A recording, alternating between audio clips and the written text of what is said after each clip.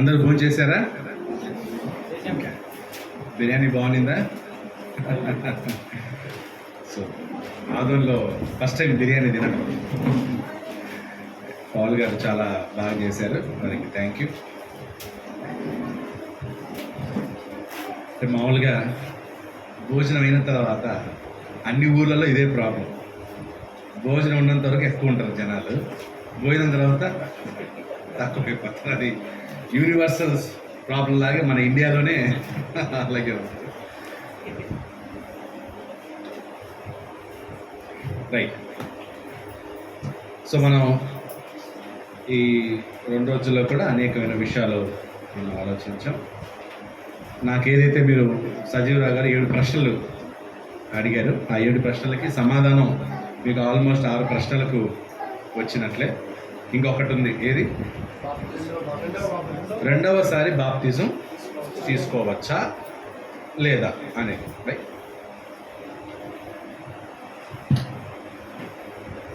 దానికంటే ముందు నేను నిన్న మీకు 7 ఒకట్లు చెప్పాను. శరీరం ఒక్కటే,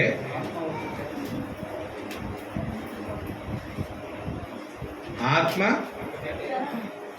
ఒక్కటేనా? ఒక్కడేనా? ఒక్కడే. నిరీక్షణ ఒక్కటే, ప్రభువు ఒక్కడే, విశ్వాసము ఒక్కటే, బాప్తిస్మం ఒక్కటే, తండ్రి అయిన దేవుడు ఒక్కడే.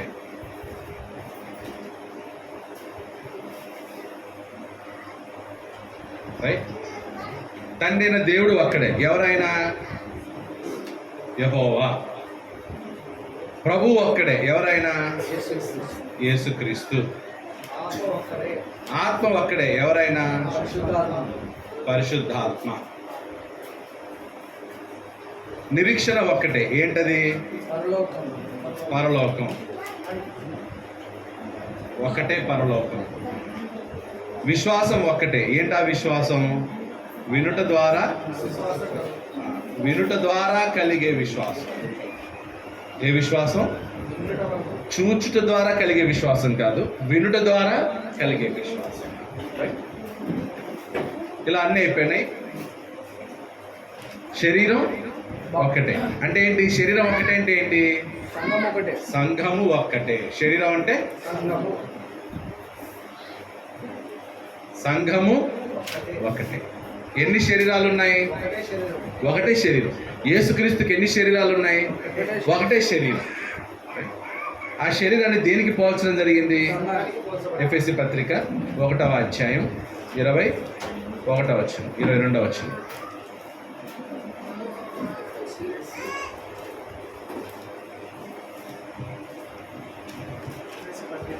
మరియు సమస్తమును ఆయన పాదముల క్రింద ఉంచి సమస్తమును పైని ఆయన సంఘమునకు శిరస్సుగా నియమించెను. సంఘమునకు శిరస్సుగా నియమించెను. ఓకే. శిరస్సు. శిరస్సు అంటే ఏముంటది? శరీరం. తర్వాత ఆ సంఘము ఆయన శరీరం. ఆ సంఘము ఆయన శరీరం. సో సంఘము ఆయన శరీరము. ఎవరి శరీరం? క్రీస్తు శరీరం. ఎవరి సంఘము? సో ఈ సంఘానికి శిరస్సు ఎవరు? క్రీస్తు. క్రీస్తు శరీరానికి క్రీస్తే శిరస్సు. క్రీస్తు శరీరానికి శిరస్సు ఎవరు? క్రీస్తే. క్రీస్తు తన శరీరానికి ఎలాగైతే శిరస్సు అయి ఉన్నాడో అలాగే సంఘమునకు క్రీస్తు ఏమై ఉన్నాడు? శిరస్సు అయి ఉన్నాడు. అప్పుడు ఈ శరీరం ఎవరిది? క్రీస్తుది. ఈ సంఘం ఎవరిది? క్రీస్తుది. ఎవరి సంఘం? క్రీస్తు సంఘం. ఎవరి సంఘం? సంఘానికి ఓనర్ ఉన్నాడా? ఉన్నాడు. ఎవరా ఓనరు? క్రీస్తే సంఘానికి ఓనరు. అర్థమైందా? అప్పుడు ఎన్ని శిరస్సులు ఉన్నాయి? ఒకటే శిరస్సు. ఎన్ని శరీరాలు ఉన్నాయి? ఒకటే శరీరం. అంతే కదా? భర్తలు ఎంతమంది ఉండాలి? ఒక స్త్రీకి ఎంతమంది భర్తలు ఉండాలి? ఒక్కడే భర్త. ఒక భర్తకి ఎంతమంది భార్యలు ఉండాలి? ఒకటే భార్య. అవునా? ఒకే శిరస్సు, ఒకే శరీరం, ఒకే భర్త, ఒకే భార్య, ఒకే క్రీస్తు, ఒకే సంఘం. న్యాయమా అన్యాయమా? ఒక శిరస్సు 5 శరీరాలు. బాగుంటుందా అత్తయ్య గారు? బాగుంటుందా? ఇప్పుడు నీకు ఎన్ని తీరాలు ఉన్నాయి? ఓకే, ఎన్ని శరీరాలు ఉన్నాయి? ఒక 2 చేతులు ఎక్స్ట్రా ఉన్నాయి. ఏమైనా తగిలించుకుంటావా? శిరస్సు ఒకటే, శరీరం మాత్రం 2-3 ఉంటే ఎలా కనిపిస్తారమ్మా?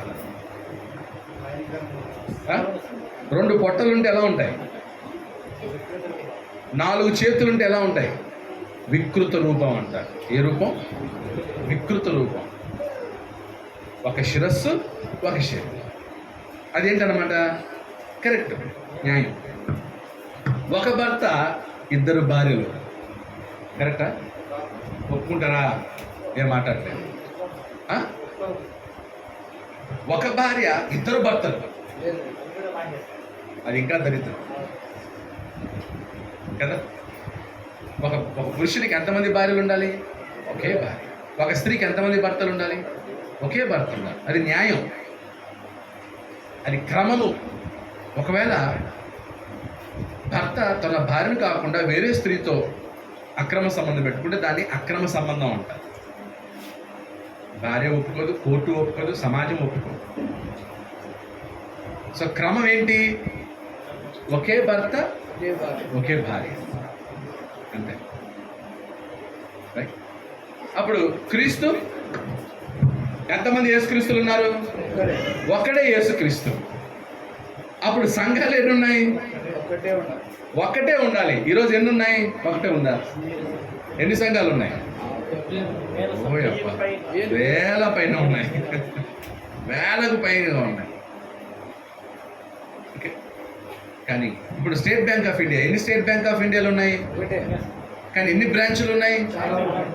అలా సంఘం కాదా? అలా అలా అలా కుదరదా?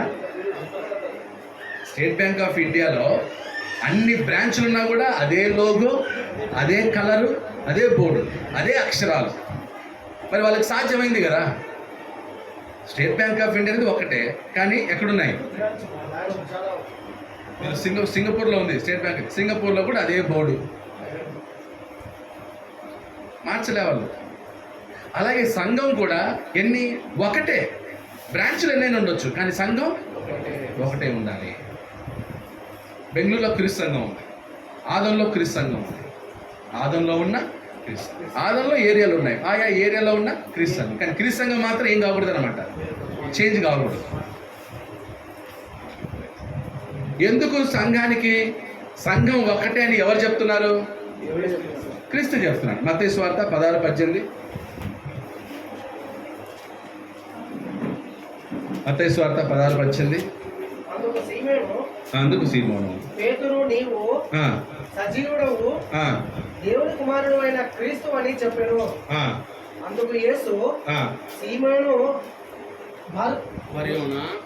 సీమోను బర్యోనా, నీవు ధన్యుడవు, పరలోకమందున్న నా తండ్రి ఈ సంగతి నీకు బయలుపరచనే, కానీ నన్ను నీకు ఏదో మిస్ అయినావే. అందుకే మొబైల్ చూడకూడదు, మొబైల్లో రాంగ్ అయి ఉంటాయి వచనాలు. బైబిల్ మరియు నీ పేతురువు ఈ బండ మీద నా సంఘమును కట్టుదును. ఈ బండ మీద, ఈ బండ ఏమంటాడు యేసుక్రీస్తు? నా సంఘమును కట్టుదును. ఎవరి సంఘాన్ని కడతాడు? ఆయన సంఘాన్ని కడతాడంట. ఎన్ని సంఘాన్ని కడతాడు? సంఘమును అన్నాడు, సంఘములను అన్నాడు. ఒకటి కంటే ఎక్కువనా? ఒకటే కడతాడన్న. ఎంతమంది కడతారంట? ఒక్కడే. కట్టుదును ఏకవచనం, సంఘమును ఏకవచనం, నా సంఘమును నా ఏకవచనం. యేసుక్రీస్తు తన సంఘాన్ని తానే కట్టుకుంటాడు. అప్పుడు ఎవరి సంఘం అది? సో సంఘాన్ని యేసు ఉంటాడు, నా సంఘము అంటాడు. ఓకే, నా సంఘమును కట్టుదును. ఎలా కట్టాడు సంఘాన్ని? ఎలా కట్టారు సంఘాన్ని? అపోస్తుల కార్యములు 20:28 చదవండి. ఏముంది? దేవుడు తన స్వరక్తమిచ్చి సంపాదించిన ధన సంఘం. ఇప్పుడు అక్కడ దేవుడు అన్నాడు. దేవుడు అంటే ఎవరు? యేసుక్రీస్తు. రక్తం ఇచ్చిన దేవుడు ఎవరు? యేసుక్రీస్తు. సో సంఘాన్ని ఎలా కట్టాడు? స్వరక్తము చేత. సంఘాన్ని ఎలా కట్టాడు అనమాట? స్వరక్తము చేత. స్వరక్తము చేత సంఘాన్ని ఏం చేశాడు? సంపాదించాడు, కట్టాడు. కాబట్టి సంఘానికి ఓనర్ ఎవరు?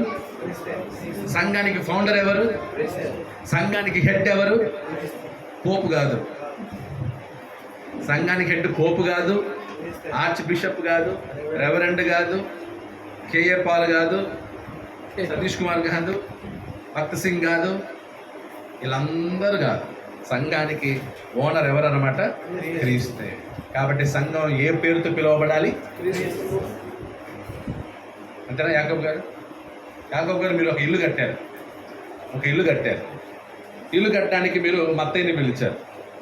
మత్తయ్య వచ్చి ప్లాన్ వేశాడు, ఇలా కట్టండి అన్న బాగుంటుంది. ప్లాన్ ఇంజనీర్ కాబట్టి ఇంజనీర్ ప్లాన్ ఇచ్చాడు. ఓకే, ఆ తర్వాత దేవదాస్ గారు మేస్త్రి, ఆయన కాంట్రాక్టర్. ఆయన వచ్చి మీ ఇల్లు అంతా ఏం చేశాడు అనమాట? కట్టిచ్చేసాడు. ఆయన ప్లంబర్, ఆయన వచ్చి ప్లంబింగ్ పని అంతా చేసాడు, కొలాయిలు అక్కడిక్కడ బిగించేసాడు. ఈయన వచ్చి కార్పెంటర్ వర్క్ అంతా చేశాడు. ఆయన వచ్చి ఎలక్ట్రిక్ వర్క్ అంతా చేశాడు. ఆయన వచ్చి మొత్తం పెయింటింగ్ అంతా వేసాడు. ఇంకొక ఆయన టైల్స్ అన్నీ వేసాడు. ఇప్పుడు గృహప్రవేశం చేయాలి. గృహప్రవేశం చేసినప్పుడు వీళ్ళందరూ ఇంటి ముందు కూర్చొని నా పేరు పెట్టాలి ఇంటికని కొట్లాడుతున్నారు. ప్లాన్ ఇచ్చింది నేను, కాబట్టి ఎవరి పేరు పెట్టాలి? నా పేరు పెట్టాలని ఈయన. నేను కట్టకపోతే ఈ ఇల్లు ఎక్కడిది? నేను కట్టాను కాబట్టి నా పేరు పెట్టాలని. నేను లేకపోతే కొలాయిలన్నీ ఎవరు ఇచ్చారు? నేను ఉంటేనే కదా కొలాయిలు అని ఈయనేమంటాడు? నా పేరు పెట్టాలని. నేను టైల్స్ అన్ని నేను వేసాను కాబట్టి నేను కడతానని ఆయన. పెయింట్ వేసిన ఆయన నేను కదా, పెయింట్ వేసి ఇంత అందంగా కనపడటానికి చేశాను కాబట్టి నా పేరు పెట్టండి అంటాడు. ఎవరి పేరు పెడతారు మీరు? ఆ ఇంటికి మీరు సిమెంట్ ముట్టలే, పెయింట్ ముట్టలే, మీ చేతికి ఏమంటలే, ఎందుకు వీళ్ళ పేరు ఎందుకు పెట్టరు? వాళ్ళు చేసిన పనికి వాళ్ళకి ఏమి ఇచ్చారు? జీతం ఇచ్చారు. కాబట్టి వీళ్ళకి ఏం లేదనమాట, అధికారం లేదు. వీళ్ళు ఏం చేసిన వాళ్ళు? పని చేశారు. పని చేసినందుకు వీళ్ళకి ఏమొచ్చింది? జీతం వచ్చింది. దానికి ఓనర్ ఎవరు? ఇప్పుడు ఆ ఇంటికి ఎవరి పేరు పెడతారు? ఇప్పుడు దారిలో పోయే వాళ్ళు ఎవరి ఇల్లు అంటారు? యాకోబు ఇల్లు భలే ఉంది, యాకోబు భలే కట్టించాడు ఇల్లు అంటారు. అంతే తప్ప ఈయన మత్తయ్య భలే ప్లాన్ వేసినాడు అంటారా? పెయింటింగ్ భలే కొట్టాడు ఆయన అంటారా? ఓనర్ గురించి మాట్లాడతారు తప్ప ఆ ఇంటిలో ఆ ఇంటి కోసం పనిచేసిన వాళ్ళ గురించి ఇల్లు భలే కట్టించావు యాకోబు, భలే ఉంది కలర్ అంతా. అలాగే సంఘం కోసం ఎంతమంది సేవకులు పనిచేసినా, అపోస్తులు ఎంతమంది పనిచేసినా, వేల కొలది బాప్తిజాలు ఇచ్చినా సంఘం ఎవరిది? కానీ ఈరోజు బాప్తిజాలు ఇచ్చిన వాళ్ళు ఏమంటారంటే, నేను నీకు బాప్తిజం ఇచ్చాను, నేను 200 మందికి బాప్తిజం ఇచ్చాను కాబట్టి ఈ సంఘము నాది, ఈ సంఘం నాది అంటున్నారు. ఎవరైతే ఈ సంఘము నాది అని అంటారో ఆ సంఘానికి మీరు వెళ్ళొద్దు, ఎందుకంటే అది వాడిది సంఘం, అంతే కదా. ఎవరైతే నాది కాదండి ఇది క్రీస్తుది, ఇది క్రీస్తు సంఘం అని ఎవరైతే చెప్తారో ఆ సంఘానికి వెళ్ళండి, ఎందుకంటే అది ఎవరిది అనమాట. అర్థమవుతుందా? ఇప్పుడు నేను చాలామందికి బాప్తిజం ఇచ్చాను. ఆ బాప్తిజం ఇచ్చిన వాళ్ళందరూ నా ప్రాపర్టీ కాదు. ఎవరి ప్రాపర్టీ? క్రీస్తు ప్రాపర్టీ. నేనేం చేశాను? వాక్యం చెప్పాను, బాప్తిజం ఇచ్చాను, దానికి జీతం, నా జీతం నాకు వచ్చింది, అంతే కదా. నా జీతం నాకు దొరుకుతుంది. కానీ బాప్తిజం పొందినటువంటి ఆత్మలందరూ కూడా ఎవరి ప్రాపర్టీ? ఎవరి సొంతం? అదవుతుంది. కాబట్టి క్రీస్తు నా సంఘాన్ని కట్టుదని వాగ్దానం చేశాడు. ఆ సంఘాన్ని ఎలా కట్టాడు? స్వరక్తము చేత కట్టాడు. కానీ పొద్దున చెప్పాను, నా తండ్రి నాటని ప్రతి మొక్క పిల్లకి. కానీ అపవాదం వచ్చి ఏం చేశాడు అనమాట? ఇంకొక ఉపమానం చెప్పాడు. అపవాది వచ్చి గురుగులు నాటాడంట. గురుగుల ఉపమానం చూడండి. మత్తయి సువార్త రాత్రి వేళ అపవాది వచ్చి గురుగులు నాటిపోయాను అని అంటాడు. 24 వచ్చింది చదవండి.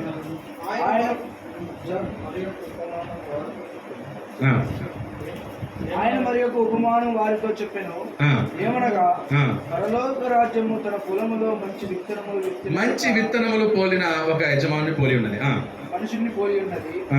మనుషులు నిద్రించుచుండగా అతని శత్రువు వచ్చి గోధుమల మధ్య గురుగులు విత్తిపోయాను. గోధుమల మధ్య గురుగులు అంటే క్రీస్తు నాటినటువంటి సంఘము మధ్యలో ఏమున్నాయి?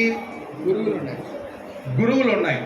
క్రీస్తు సంఘము ఉంది, మనుషులు నాటిన శత్రు నాటిన సంఘాలు ఉన్నాయి, అపవాది నాటిన సంఘాలు ఉన్నాయి. అర్థమవుతున్నా?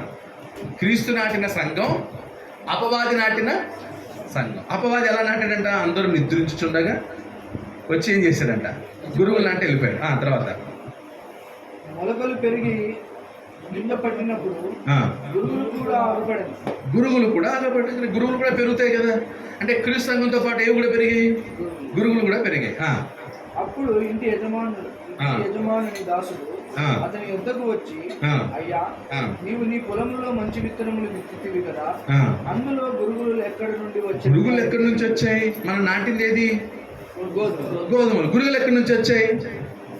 ప్రభువా, నువ్వు నాటింది క్రీస్తు సంఘం, ఇన్ని మత శాఖలు ఎలా వచ్చాయి?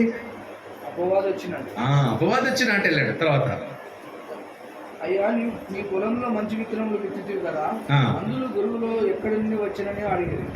ఇది శత్రువు చేసిన పని. ఎవరు చేసిన పని? శత్రువు చేసిన పని అని అతడు వారితో చెప్పుగా, ఆ దాసులు మేము వెళ్ళి వీటిని పెరిగి కూర్చుటానికి ఇష్టమా అని అతన్ని అడిగారు. అందుకు అతడు ముందు గురుగులను పెరుగుచుండగా వాటితో కూడా ఒకవేళ గోధుమలను పెళ్ళగించు, కోతకాలం వరకు ఎదగనీయుడి. కోతకాలం వరకు ఏం చేయండి? సో గురుగులు ఇన్ని ఉన్నాయి, గురుగులు పీకేస్తాం ఏమన్నారు? క్రీస్తు సంఘం మధ్య ఎన్ని గురుగులు ఉన్నాయి, మేము పీకేస్తామంటే దేవుడు ఏమన్నాడు? యజమాని ఏమంటున్నాడు? వద్దొద్దు, మీరు గురుగుల్ని పెరిగేకపోయి దేన్ని కూడా చేస్తారు, గోధుమలు కూడా పెరిగేస్తారేమో, మీరు ఆ పని చేయొద్దు, నేను చూసుకుంటా ఆ పని. గురుగులు పెరగని, గోధుమలు పెరగని. ఎప్పటి వరకు? కోతకాలం వరకు. కోతకాలంలో ఏం చేస్తాం? చదవండి. కోతకాలం వరకు రెండింటిని కలిసి ఎదగనీయుడి. కోతకాలం వరకు రెండింటిని కలిసి ఎదగనీయుడి. కోతకాలమందు గురుగులను కట్టలు కట్టి వాటిని కాల్చివేయుటకు కట్టలు కట్టి గోధుమలను నా కొట్టులో చేర్చి పట్టుడని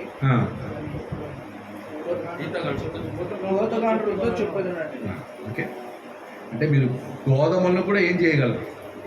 పీకేస్తారు. కోతకాలంలో నేనేం చేస్తాను? వాటిని సెగ్రిగేట్ చేస్తాను, వేరు చేస్తాను. అప్పుడు ఈ గురుగులన్నిటినీ కట్టలు కట్టి దీంతో కాల్చారు. అంటే ఈ మత శాఖలు ఉంటాయి, మనుషులు స్థాపించిన సంఘాలు ఇంకా పుట్టుకొస్తాయి, వస్తూనే ఉంటాయి. ఎప్పటి వరకు? కోతకాలం వరకు. కోతకాలంలో ఏం చేస్తారంట? కట్టి. అందుకే నా తండ్రి నాటని మొక్క పెళ్ళగింపబడు.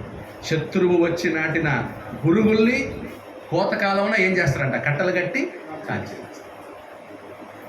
అర్థమవుతుందా? సో కాబట్టి తండ్రి నాటిన మొక్కేది? క్రీస్తు. తండ్రి నాటిన మంచి మొక్కేది? క్రీస్తు. మిగతావన్నీ ఎవరు వచ్చి నాటాడు? అపవాది వచ్చి నాటాడు. ఓకే. మీరు ఎక్కడ ఉంటారు? గోధుమల్లో ఉంటారా, గురుగుల్లో ఉంటారా? మీరున్న గోధుమకి, అంటే మీరుండే గోధుమ సంఘానికి ఏ పేరు ఉండాలి? క్రీస్తు సంఘం అని ఉండాలి. క్రీస్తు సంఘానికి క్రీస్తు పేరు పెట్టనోడు సంఘానికి క్రీస్తు పేరు పెట్టకుండా అంత గొప్ప పేరు ఇంకేమన్నా ఉందా? ఫిలిప్పీ పత్రికలో ఉంది, అన్నిటికన్నా పైన ఆయన హెచ్చించాడు, ఇంక వేరే పేరు లేదు. సంఘానికి పర్వతాల పేర్లు పెట్టచ్చా? సంఘానికి సమాధుల పేర్లు పెట్టచ్చా? ఇప్పుడు హెబ్రోన్ అని ఉంది, హెబ్రోన్ చర్చ్ ఉంది. హెబ్రోన్ అంటే ఏమనుకుంటున్నారు? సమాధులు. అబ్రహాము సమాధి, శారా సమాధి, ఈ సమాధులు ఉండే పేరు అన్నమాట. సమాధుల పేర్లు తీసుకెళ్ళి చర్చికి పెడుతున్నారు. పండగ పేర్లు చర్చికి పెట్టచ్చా? పెంతుకోస్తు అనేది ఏంది? పండగ. పండగ పేరు సంఘానికి పెట్టచ్చా? మాట్లాడలేదు. పెట్టచ్చా? సముద్రాల పేర్లు పెట్టచ్చా? నదుల పేర్లు పెట్టచ్చా? ఊర్ల పేర్లు పెట్టచ్చా? బెరాక, బేతేలు, ఇవన్నీ ఏంటి? ఊర్లవి. ఊర్ల పేర్లు సంఘానికి పెడితే ఎలా ఉంటుంది? నీ కొడుకులు పెట్టుకో చూద్దాం. ప్రొద్దుటూరు, జమలమణి పేరు పెట్టు చూద్దాం. ఇప్పుడు వీళ్ళకి ఊర్ల పేరు పెడితే ఒప్పుకుంటావమ్మా నువ్వు? ఆయన కొడుక కూతురా? కూతురు కదా. నీ కూతురికి ఎమ్మిగులూరు అని పేరు పెడదాం, ఒప్పుకుంటావమ్మా? కూతురికి ఊరి పేరు పెడతావేంటి? పెట్టినారులో అజ్ఞానం అనమాట అది.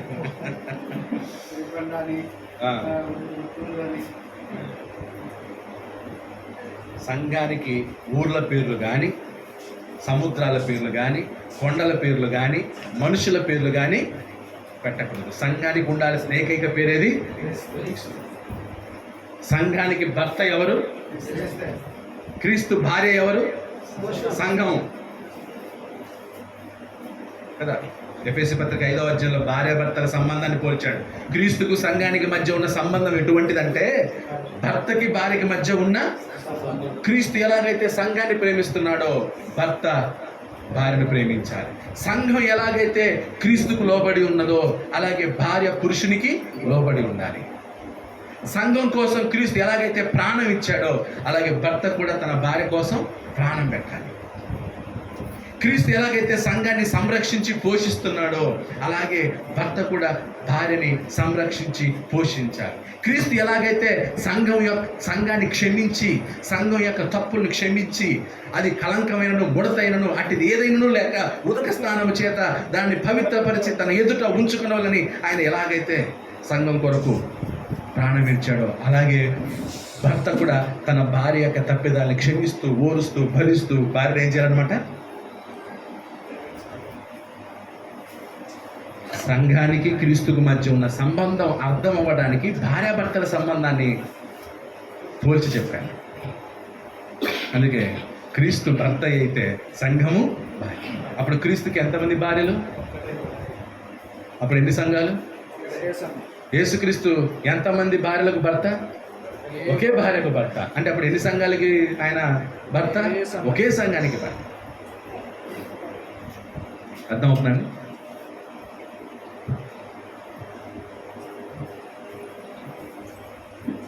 రైట్.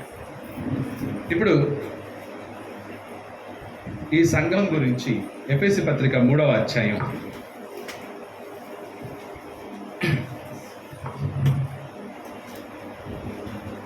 8వ వచనం.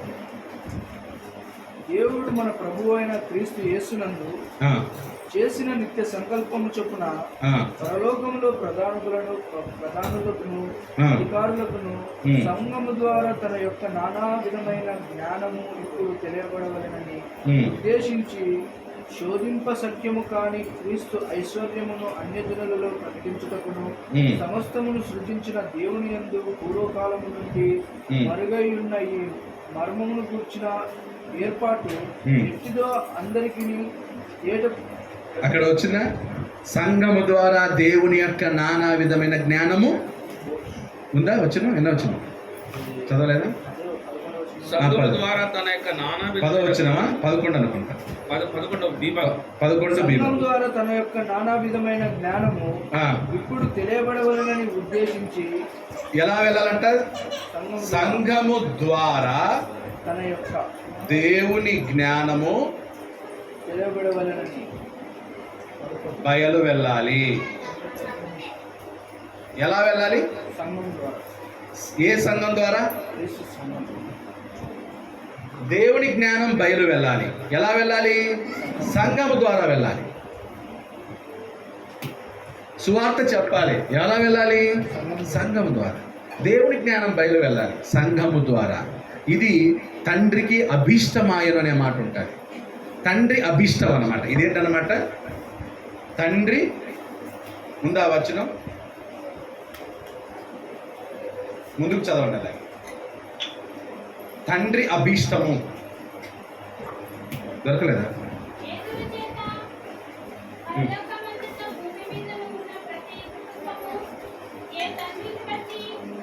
అలా కాదు, కొంచెం పైనే ఉంటుంది. తండ్రి అభీష్టమాయను,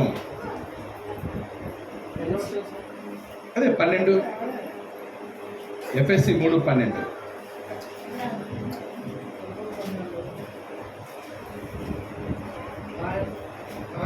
విశ్వాసము సైతము చేత ధైర్యమును నిర్భయమైన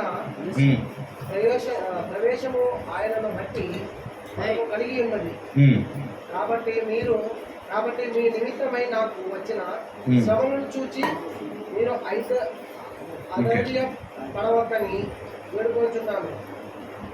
ఇది మీకు మహిమకరమైన. ఓకే సరే. సంఘము ద్వారా తన యొక్క నానా విధమైన జ్ఞానము ఇప్పుడు తెలియబడవలని ఉద్దేశించి శోధింపశక్యము కాని క్రీస్తు ఐశ్వర్యమును అన్యజనులో ప్రకటించుటకును సమస్తమును సృష్టించిన దేవుని యందు ఆ పూర్వకాలం నుండి మరుగైన ఆ మర్మమును గుర్చిన ఏర్పాటు ఎట్టులో అందరికీ తేటపరచబడుటకును పరిశుద్ధులందరిలో అత్యల్పుడైన నాకు ఈ కృప అనుగ్రహించాను.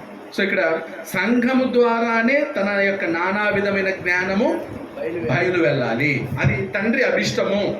వేరే చోట వస్తుంది ఈ మాట, నేను తర్వాత చెప్తాను. చదవండి. దేవుడు మన ప్రభువైన యేసుక్రీస్తు నందు చేసిన నిత్య సంకల్పము చొప్పున పరలోకములో ప్రజలకు అధికారులకు సో నిత్య సంకల్పము చొప్పున సంఘం ద్వారా దేవుడు మన ప్రభువైన క్రీస్తు యేసునందు చేసిన నిత్య సంకల్పము చొప్పున, అంటే తండ్రి అభిష్టం అంటే తండ్రి యొక్క సంకల్పం. అంటే సంఘము ద్వారా దేవుని జ్ఞానం బయలు వెళ్ళాలి అనేది ఎవరి సంకల్పం? దేవుని సంకల్పం. రైట్. రెండోది 3:20-21 చదవండి. అదే ఎఫెసీ 3:20-21. అడుగు వాటి కంటేను మనలో కార్యసాధకమైన తన శక్తి చొప్పున మనము అడుగు వాటన్నిటికంటేను ఊహించు వాటన్నిటికంటేను అత్యధికముగా చేయ శక్తి గల దేవునికి క్రీస్తు యేసు మూలముగా సంఘములో ఎక్కడ? సంఘములో ఎప్పుడు వరకు? తరతరములు. ఎంతకాలం? సదాకాలము. ఎన్ని తరాలు? తరతరములు. తరతరములకు సంఘములో సదాకాలము తరతరములకు యేసుక్రీస్తు మూలముగా, క్రీస్తు మూలంగా దేవునికి ఏం కావాలంట? దేవునికి మహిమ కలగాలి.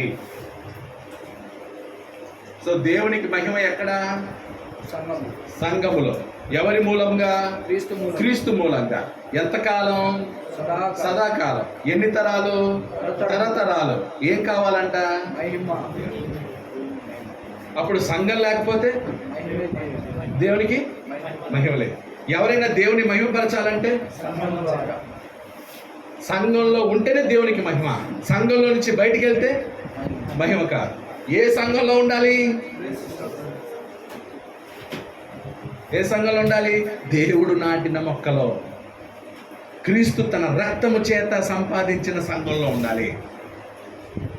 పాయింట్ అర్థం అవుతుందా లేదా? యాకోబు గారు ఎక్కడ ఉండాలి? అప్పుడు దేవునికి ఏంటి? మహిమ. నువ్వు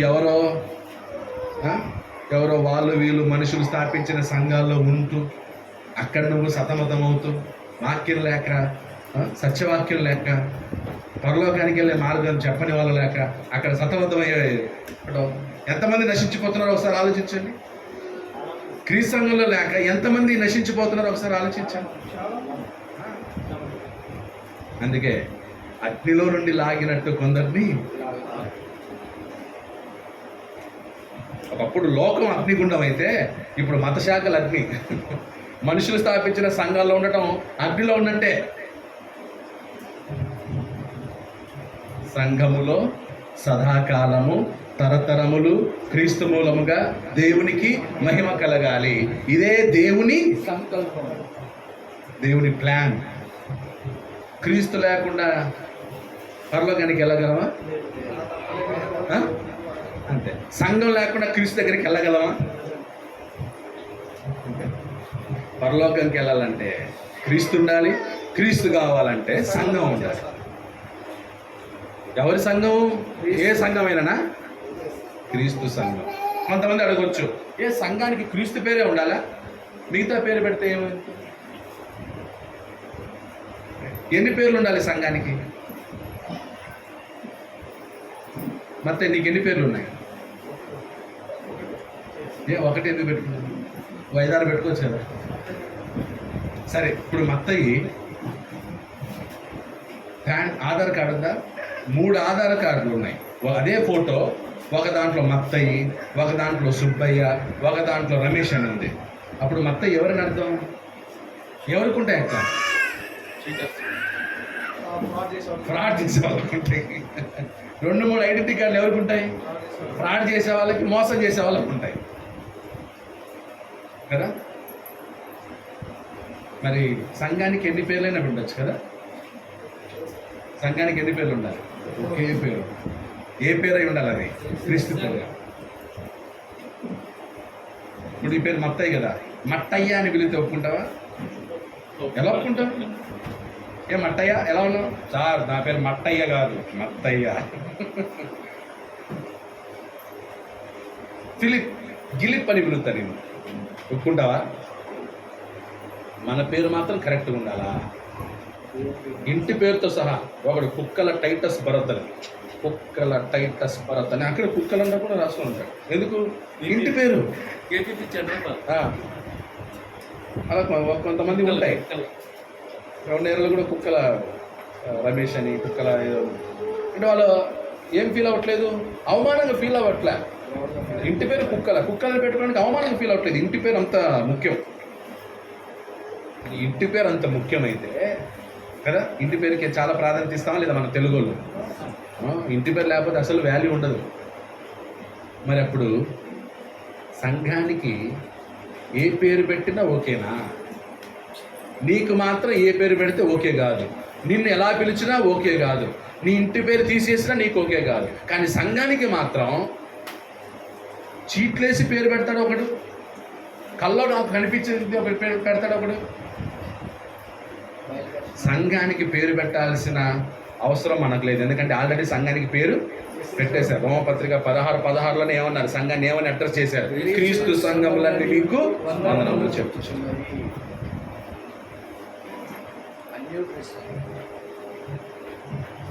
ఇప్పుడు ఈ క్రీస్తు సంఘంలోకి ప్రవేశం ఎట్లా? ఈ క్రీస్తు సంఘంలోకి ప్రవేశం ఎలా? క్రీస్తు సంఘంలోకి ప్రవేశం ఎలా? ఎలా ప్రవేశం అంటే బాప్తిస్మం. క్రీస్తు సంఘంలోకి ప్రవేశం ఎలా అన్నమాట? బాప్తిస్మం ద్వారా. ఒకసారి చూద్దాం. అసలు బాప్తిజం అనే మాటకు అర్థం ఏంటి? యాకోబు గారు, మీరు బాప్తిజం పొందారా? వేరే చోట బాప్తిజం పొందారు కదా. బాప్తిజం అంటే ఏంటి? బాప్తిజం అనే మాటకు అర్థం తెలియదు కదా. బాప్తిస్మం అనే పేరుకు మాత్రమే అర్థం. బాప్తిస్మం అనగా ముంచుట. బాప్తిజం అనే మాటకు అర్థం ఏంటనమాట? ముంచుట. బాప్తిజం తెలుగు భాష పదం కాదు. గ్రీకులో బ్యాప్టైజో అన్నారు, ఇంగ్లీష్లో దాన్నే బాప్తిజం అన్నారు, తెలుగులో దాన్ని ఏం చేశారనమాట? కాపీ కొట్టేశారు, బాప్తిజం అనేసారు. కన్నడలో దీక్ష స్నానం అని ఉంటుంది, కన్నడ బైబిల్లో. తమిళ్లో జ్ఞాన స్నానం అని ఉంటుంది. తెలుగులో ట్రాన్స్లేషన్ చేయలే. ఇంగ్లీష్లో బాప్టిజం ఉంటే అదే తీసుకొచ్చి ఏం చేశారు? తెలుగులో పెట్టేశారు. బట్ బాప్తిజం అనే మాటకు అర్థం ఏంటనమాట? ముంచుట లేదా పాతి పెట్టుట. ముంచుట లేదా పాతి పెట్టుట. బాప్తిస్మం అనే మాటకు అర్థం ముంచుట లేదా ఎక్కడ ముంచాలి? నీళ్ళనే కదా ముంచి. ఇసుకలో ముంచుతారు ఎవరన్నా? ఇసుకలో ముంచేదాన్ని ఏమంటారు? పాతి పెట్టడం అంటారు. మట్టిలో పాతి పెడతారు, నీళ్ళల్లో ముంచుతారు. సో ముంచుట, ముంచుట. బాప్తిజం అనే మాటకు అర్థం ముంచుట. కొంతమంది చిలకరింపించి బాప్తిజం ఇస్తారు, అది బాప్తిజం కాదు. కొంతమంది ఒక గ్లాస్ నీళ్ళు తీసుకొని అలా పోస్తారు అన్నమాట, అది బాప్తిజం కాదు. కొంతమంది జెండా ఉంటుంది, ఆ జెండా కింద దూరం అంటారు. సాల్వేషన్ ఆర్మీ ఒకటి ఉంది, సాల్వేషన్ ఆర్మీ వాళ్ళు జెండా కింద దూరితే బాప్తిజం. సిఎస్ఐలో చిలకరిస్తే బాప్తిజం. రోమన్ క్యాథలిక్లో చిన్న పిల్లలు ఉన్నప్పుడే ఇలా నీళ్ళు గ్లాస్ నీళ్ళు తీసి ఇలా పడతారనమాట, అది బాప్తిజం. కానీ అసలైన బాప్తిజం ఏంటంటనమాట ముంచడం. ముంచడం అంటే కొంతమంది డ్రమ్లో కూర్చోబెట్టి ఇలా కూర్చోబెట్టి ఇస్తారు, కూర్చోబెట్టి ఇవ్వకూడదు. ఎలా ఇవ్వాలంటే ఇలా వెళ్ళకిలా పడుకోబెట్టి ఇవ్వాలి, అది బాప్తిజం. రైట్, బాప్తిజం అనే మాటకి అర్థం చూశారు. రైట్, ఎందుకు బాప్తిజం, ఎందుకు ఎందుకు ಮತ್ತೆ బాప్తిజం ఎందుకు తీసుకోవాలి? ఓకే, ఇంకా యాకోబు గారు ఎందుకు బాప్తిజం? పరలోకం పోవడానికి, పాప జీవితం సంఘంలో చేర్చడానికి. ఒక్కొక్క వచనాలు చూద్దాం. ఎందుకు బాప్తిజం పొందాలి? ఓకే, ఎందుకు? మొట్టమొదట అపోస్తుల కార్యములు 2వ అధ్యాయం, అపోస్తుల కార్యం 2వ అధ్యాయం 38వ వచనం, 2:38.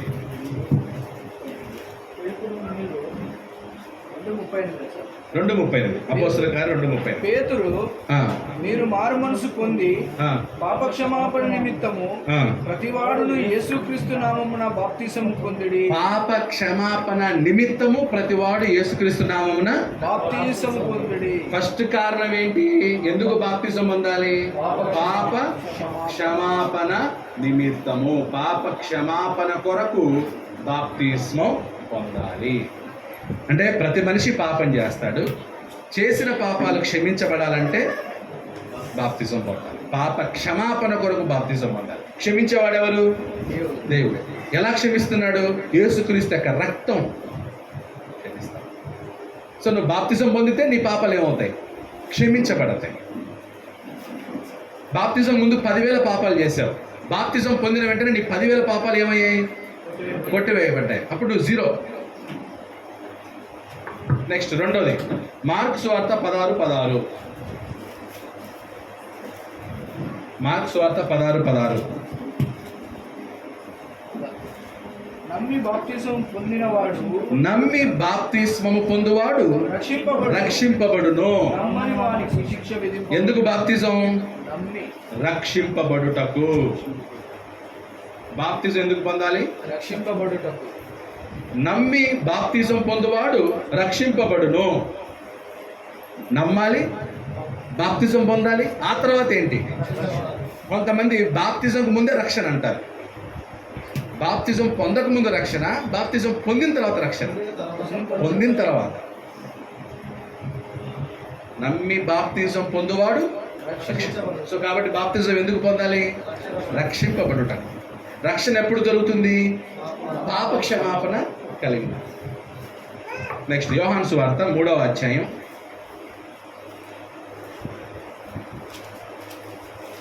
3-6. యోహాను సువార్త 3వ అధ్యాయం 3-6. అందుకు యేసు అతనితో, ఒకడు క్రొత్తగా జన్మించితేనే గాని అతడు దేవుని రాజ్యమును, దేవుని రాజ్యాన్ని చూడాలంటే ఏం చేయాలంట? క్రొత్తగా జన్మించాలి. ఎక్కడ క్రొత్తగా జన్మించాలి? బాప్తిజంలో నువ్వు క్రొత్తగా జన్మిస్తున్నావు. ముందుకు చదవండి. అందుకు నికోదేము, ముసలివాడైన నికోదేము అడుగుతున్నాడు, ముసలివాడనైన నేను ఎలాగూ జన్మింపగలడు? రెండవ మారు తల్లి గర్భంలోకి వెళ్ళి మళ్ళీ జన్మించాలా? ఇప్పుడు మొదటి జన్మ తల్లి గర్భం ద్వారా జరిగింది, క్రొత్తగా జన్మించాలంటే మళ్ళీ నేను నా తల్లి కడుపులోకి పోవాలని అడుగుతున్నాడు. సో ఇక్కడ తల్లి గర్భం ద్వారా కలిగినటువంటి జన్మేమో శారీరక జన్మ, బాప్తిజంలో జరిగేదేమో ఆత్మీయ జన్మ. అర్థం చేసుకోండి. మొదటి జన్మ నీకు ఎలా కలిగింది? తల్లి గర్భం ద్వారా. రెండవ జన్మ నీకు ఎలా కలుగుతుంది? బాప్తిస్మంలో. మొదటిసారి నీ తల్లికి జన్మించావు, రెండవసారి నువ్వు ఎవరికి జన్మిస్తున్నావు? దేవునికి జన్మిస్తున్నావు. యాకోబు గారు, మీ అమ్మ పేరేంటి? సవారమ్మ. నువ్వు ఫస్ట్ జన్మించినప్పుడు సవారమ్మకి జన్మించావు. బాప్తిజం పొందితే నువ్వు ఎవరికి జన్మిస్తావు? దేవునికి జన్మిస్తావు. ఇది తెలియకుండా బాప్తిజం పొందకూడదు. ఇది తెలియకుండా ఎవరైనా బాప్తిజం పొందితే ఆ బాప్తిజం, ఇప్పుడు ఈ పిల్లలకి వెళ్ళి బాప్తిజం ఇచ్చాం అనుకోండి, వీడికి బాప్తిజం ఇచ్చాం, ఎలా బాప్తి తీసుకుంటావా అంటాడు. ఆయనకి ఇచ్చేసాం అనుకోండి, రేపు పెద్దయ్యకి వాడేమంటాడు? రేపు నీకు ఆల్రెడీ బాప్తిజం ఇచ్చాను రా అంటే వాడేమంటాడు? నాకు తెలియనప్పుడు నాకు ఇచ్చారేంటి, నాకేం తెలుసు, నాకెందుకు ఇచ్చారు మీరు బాప్తిజం, నేను అడిగానా అంటాడు. ఎందుకు? ఆడు తెలియక తీసుకున్నాడు. ఈరోజు చాలా మంది క్రైస్తవులు బాప్తిజం అంటే ఏంటో తెలియక తీసుకుంటున్నారు. తెలియక ఎన్నిసార్లు తీసుకున్నా అది బాప్తిజం లెక్కలోకి. పాయింట్ అర్థమవుతుందా లేదా? నువ్వు తీసుకునే బాప్తిజం ఇక్కడ చెప్పే కారణాలన్నీ నీకు ముందు తెలియాలి. తెలిసిన తర్వాత ఏం చేయాలి? బాప్తిజం తీసుకో. రైట్. ఇప్పుడు యోహాను 3:3-6 ఏం చెప్తుందన్నమాట? క్రొత్తగా జన్మించుటకు. బాప్తిజం ఎందుకు పొందాలి? క్రొత్తగా జన్మించుటకు. ఎవరికి జన్మిస్తున్నావు? క్రొత్తగా దేవునికి జన్మిస్తావు. దేవుని కుమారుడు అవుతావు. దేవుని కుమారులగుటకు బాప్తిజం. నెక్స్ట్ ఇంకో అదే ముందుకు చదవండి. అదే యోహాను. ఒకడు నీటి మూలముగాను ఆత్మ మూలముగాను జన్మించటనే గాని దేవుని రాజ్యములో ప్రవేశింపడు. సో ఎందుకు బాప్తిజం పొందాలి? దేవుని రాజ్యములో ప్రవేశించుటకు. దేవుని రాజ్యంలో ప్రవేశించుటకు. దేవుని రాజ్యంలో ప్రవేశించు. నెక్స్ట్ 5. చాలు. అపోస్తుల కార్యములు 2:38.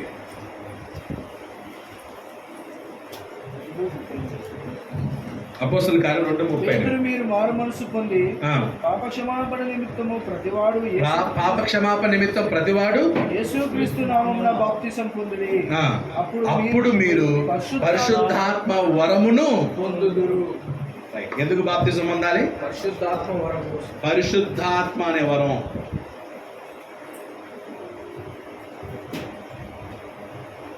పరిశుద్ధాత్మ అనే వరమును పొందుటకు. పరిశుద్ధాత్మ అనే వరం పొందుటకు.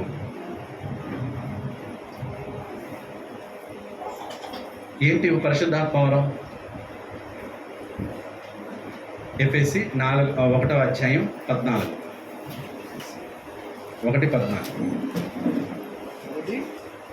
1:14. దేవుని మహిమకు ఎఫెసీ 1:14. దేవుని మహిమకు కీర్తి కలుగుటకై ఆయన సంపాదించుకొనిన ప్రజలకు విమోచనము కలుగు నిమిత్తము ఆ ఆత్మ మన స్వాస్థ్యమునకు సంచకరువుగా ఉన్నాడు. 13 వచనం.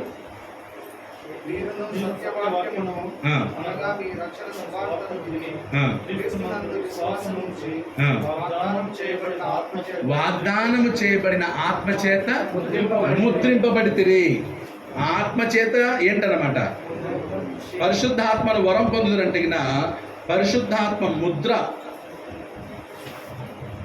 ఏంటా ముద్ర? ఎప్పుడైతే నువ్వు బాప్తిసం పొందావో అప్పుడు పరిశుద్ధాత్ముడు ఏం చేస్తారంటే నీకేమేస్తారనమాట? ఓ ముద్ర, సీల్. అంటే ఆ సీల్ ఏంటనమాట? నువ్వు ఇక ఎవరి ప్రాపర్టీ? నువ్వు ఇక ఎవరి కుమారుడు? దేవుని కుమారుడు అని పరిశుద్ధాత్మ ఏం చేస్తారనమాట? ముద్ర వేస్తాడు. మీకు తెలుసు కదా ముద్రకు వాల్యూ ఉందా లేదా? ఒక పేపర్కి ముద్ర లేకపోతే, ముద్ర ఉంటేనే చెల్లుతుంది. రేపు నువ్వు బాప్తిసం పొందినప్పుడు పరిశుద్ధాత్ముడు కూడా నీకేమేస్తాడు? ముద్ర వేస్తాడు. ఆ ముద్ర ఉంటేనే పరలోకం యొక్క ద్వారాలు ఏమవుతాయి? ఆ ముద్ర ఉంటేనే అన్నీ. నువ్వు దేవుని కుమారుడవు, దేవుని రాజ్యానికి వారసుడవు, పరిశుద్ధుడవు, క్రీస్తు సంఘ సభ్యుడవు, దేవుని రాజ్య పౌరుడవు. ఇవన్నీ కూడా పరిశుద్ధాత్మ యొక్క ముద్రను పొందు. నెక్స్ట్ 1 కొరింథీ 12వ అధ్యాయం. ఇది సంచకరువుగా అది కూడా ఆత్మ ముద్ర అంటే ఇంకా అన్నీ వచ్చేస్తాయి. దాన్ని సంచకరువు అంటే అడ్వాన్స్ అన్నమాట, గ్యారంటీ. పరలోకం గ్యారంటీ. పరలోకానికి గ్యారంటీ ఎవరన్నమాట? పరిశుద్ధాత్మ. ఇప్పుడు దేవుడు మనకి పరిశుద్ధాత్మని లాయర్గా ఇచ్చాడు. లాయర్ ఏం చేస్తాడు? మన తరపున వాదిస్తాడు. పరిశుద్ధాత్మ ఏం చేస్తాడు? మన తరపున అంతే. ఇప్పుడు లాయర్ ఉంటే మనకి ఎంత ధైర్యం ఉంటుంది? లాయర్ ఉంటే లాయర్ అంతా ఆయన చూసుకుంటాం. సో సేమ్ పరిశుద్ధాత్మ అంటే ఒక లాయర్ లాగా గ్యారంటీ. నెక్స్ట్ 1 కొరింథీ 12:7. అయినను అందరి ప్రయోజనము కొరకు కాదు 12:15. నేను చెయ్యు కాదు ఒక్క నిమిషం. 12:13. 12:13. ఈనాడు శరీరం ఏకమై ఉన్నను 12:13. అయినను వీటన్నిటిని ఎలాగనగా యూదులమైనను క్రీస్తు దేశస్థులమైనను దాసులమైనను స్వతంత్రులమైనను మనమందరము ఒక్క శరీరములోనికి ఒక్క ఆత్మయందే బాప్తిస్మము పొందితిమి. ఎన్ని శరీరాల్లోకి బాప్తిజం పొందాం? ఒక్క శరీరం. ఒక్క శరీరం అంటే ఒకే సంఘంలోనికి బాప్తిజం పొందితిమి. అంటే ఈ వాక్యం రాసే సమయానికి ఎన్ని సంఘాలు ఉన్నాయి? ఒకే సంఘం ఉంది. క్రీస్తు శకం 300 వరకు ఒకే సంఘం. రోమన్ క్యాథలిక్ ఎప్పుడు వచ్చింది? క్రీస్తు శకం 600లో వచ్చింది. 6వ శతాబ్దంలో రోమన్ క్యాథలిక్. రోమన్ క్యాథలిక్ ముందున్న సంఘం ఏది? క్రీస్తు సంఘం. 600 సంవత్సరాల వరకు ఒకే సంఘం. ఏదది? క్రీస్తు సంఘం. ఆ తర్వాత రోమన్ క్యాథలిక్ వాళ్ళు లోపలికి వచ్చి దాన్ని పాడు చేసి ఇది చేసి నాశనం చేశారు. సో ఇప్పుడు మనం మాట్లాడుతున్న క్రీస్తు సంఘం రోమన్ క్యాథలిక్ తర్వాత వచ్చింది కాదు. రోమన్ క్యాథలిక్ కంటే ముందు వచ్చింది. మొట్టమొదటిసారి భూమి మీద స్థాపించబడిన సంఘం ఏదది? కాబట్టి బాప్తిజం పొందిన వాళ్ళు ఏ సంఘంలోకి వెళ్ళాలి? ఒక్క శరీరములోనికి బాప్తిజం పొందితిని. రాఘవ్ గారు బాప్తిజం పొందిన తర్వాత ఏ సంఘంలోకి వెళ్ళారు? అది ఏ పేరు చెప్పండి, పర్లేదు. అంతే, ఆ సంఘానికి వెళ్ళారు. ఏ సంఘంలోకి రాలేదు? క్రీస్తు సంఘంలోకి రాలేదు మీరు కదమ్మా. మీరిద్దరు భార్య భర్తలు బాప్తిజం పొందాక ఎక్కడికి వెళ్ళారు? అక్కడే చేర్చబడ్డారు. ఇప్పుడు మీరు బాప్తిజం పొందితే ఏ సంఘంలోకి చేర్చబడతారు? ఒక్క శరీరంలోనికి చేర్చబడతారు. ఏంటా ఒక్క శరీరం? క్రీస్తు సంఘం. సో బాప్తిజం ఎందుకు పొందాలంటే క్రీస్తు శరీరములో చేరడానికి, అంటే క్రీస్తు సంఘములో క్రీస్తు ఒక్క శరీరములోనికి, బ్రాకెట్ ఏంటి? సంఘము. క్రీస్తు సంఘము లోనికి, క్రీస్తు సంఘములోకి వెళ్ళడానికి, క్రీస్తు సంఘములో చేరడానికి, క్రీస్తు సంఘంలో ప్రవేశించడానికి బాప్తిజం.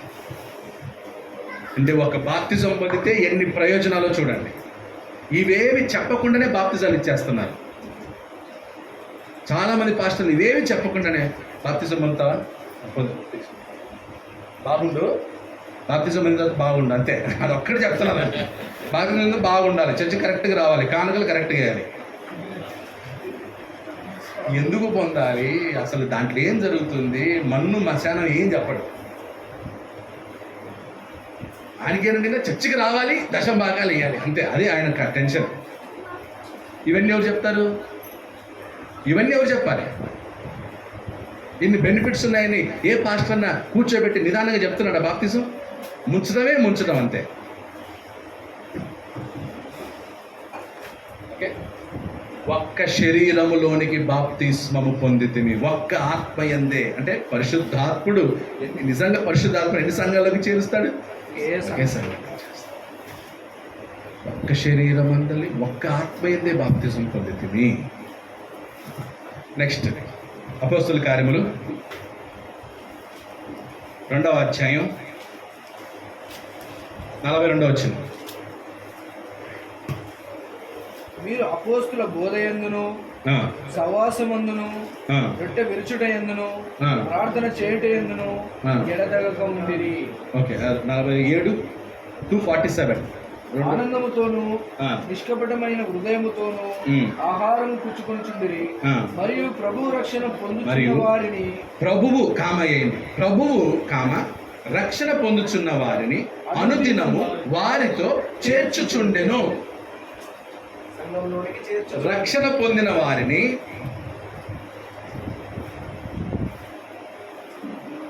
రక్షణ పొందారంటే బాప్తిజం పొందారు.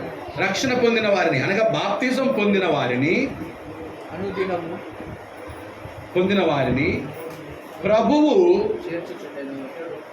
ప్రభువు సంఘములో చేర్చుచుండెను. ఇంగ్లీష్ బైబిల్లో lord added to the church అని ఉంటుంది. ఇక్కడ వారితో అన్నాడు కదా. వారంటే ఎవరు? ఆల్రెడీ రక్షణ పొందినటువంటి వారు. ఆల్రెడీ రక్షణ పొందిన వారు ఎక్కడ చేర్చబడ్డారు? సంఘంలో చేర్చబడ్డారు. ఇప్పుడు పొందుతున్న వారిని సంఘంలో చేర్చారు. సో సంఘంలో చేర్చేది ఎవరు? క్రీస్తు. ఆయన ఇల్లు కాబట్టి ఆయనే చేర్చాలి. ఆయన సంఘం కాబట్టి ఆయనే చేర్చాలి. పాయింట్ అర్థమవుతుందా లేదా? ఇప్పుడు నా ఇంటికి మీరు రావాలంటే ఎవరు చేర్చుకోవాలి? మీరు పిలిస్తే మేము నేను చేర్చుకుంటేనే మీరు వస్తారు. నేను చేర్చుకోకపోతే అప్పుడు క్రీస్తు సంఘంలో చేరాలంటే బాప్తిసం. క్రీస్తే చేర్చాలి. క్రీస్తే ఎప్పుడు చేరుస్తాడనమాట? నువ్వు బాప్తిజం పొందినప్పుడు, రక్షణ పొందినప్పుడు, కొత్తగా జన్మించినప్పుడు క్రీస్తు తన సంఘంలోకి ఏం చేస్తాడనమాట? చేర్చుకుంటాడు. సో కాబట్టి సంఘంలో చేర్చుకునేది ఎవరు? క్రీస్తు. ఎవరు కాదు, నేను కాదు. నేను బాప్తిజం ఇస్తాను, సంఘంలో చేర్చేది ఎవరు? ఎవరి చేత సంఘంలో చేర్చబడాలి? క్రీస్తు చేత. తెలిసి వెళ్ళాలా, తెలియకుండా వెళ్ళాలా? క్రీస్తు ఇంటికి తెలిసి వెళ్ళాలా, తెలియకుండా వెళ్ళాలా? యాకోబు గారు మీరు ఇంతకుముందు క్రీస్తు సంఘం గురించి తెలియకుండా వెళ్ళారు. ఎవరింటికి వెళ్ళారు? అప్పుడు ఎవరో ఇంటికి వెళ్ళారు. క్రీస్తు ఇంటికి వెళ్ళాలా? క్రీస్తు ఓనర్గా ఉన్న ఇంటికి వెళ్ళలేదు, ఎవరో ఇంటికి వెళ్ళారు. ఇప్పుడు మీరేం చేయాలి? క్రీస్తు ఇంటికి రావాలి, క్రీస్తుతో చేర్చబడాలి. క్రీస్తు సంఘంలో బాప్తిజం పొందినప్పుడు మిమ్మల్ని ఎవరు చేర్చుకుంటారు? క్రీస్తు చేర్చు. నేనెవరిని మిమ్మల్ని క్రీస్తు సంఘంలో చేర్చుకోవడానికి? అర్థమవుతుందండి? అర్థమవుతుందా?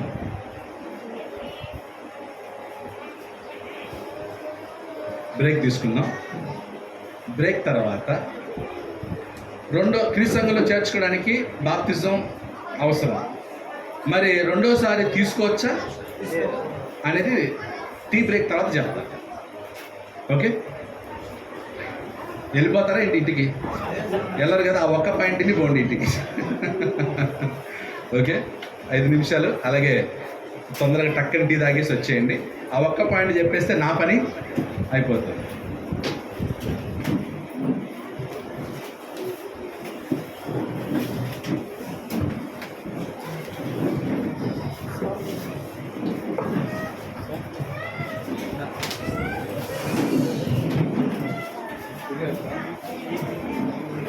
ఇంకా